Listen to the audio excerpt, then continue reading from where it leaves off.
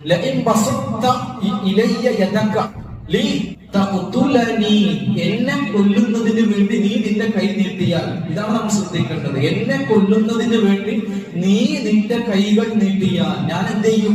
ഞാനും നിന്നെ കൊല്ലാൻ വേണ്ടി ശ്രമിക്കും? ഇല്ല. ഞാനും നിന്നെ കൊല്ലുന്നതിന് വേണ്ടി തിരിച്ചു കൊല്ലുന്നതിന് വേണ്ടി ശ്രമിക്കും? ഇല്ല.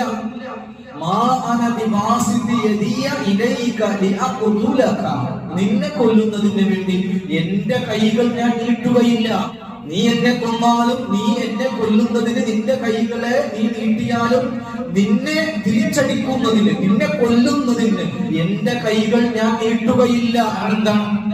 ഇന്നി അഖാഫുല്ലാഹ റബ്ബൽ ആലമീൻ, സർവ്വലോക പരിപാലകനായ അല്ലാഹുവിനെ എനിക്ക് പേടിയാണ്.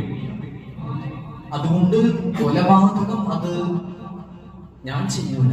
എന്നെ നീ കൊന്നാലും നീ കൊന്നോളൂ, ഇതാണ് ഇസ്ലാം എന്നിരിക്കെ നിരപരാധികളായ ആളുകളെ, എന്നെ കൊന്നിട്ടില്ലാത്ത, എനിക്ക് അറിയുക പോലും ചെയ്തിട്ടില്ലാത്ത, എനിക്ക് ഒരു ഉപദ്രവവും ഏൽപ്പിച്ചിട്ടില്ലാത്ത ആളുകളെ കൊല്ലാൻ ഇസ്ലാം എങ്ങനെ സമ്മതിക്കും?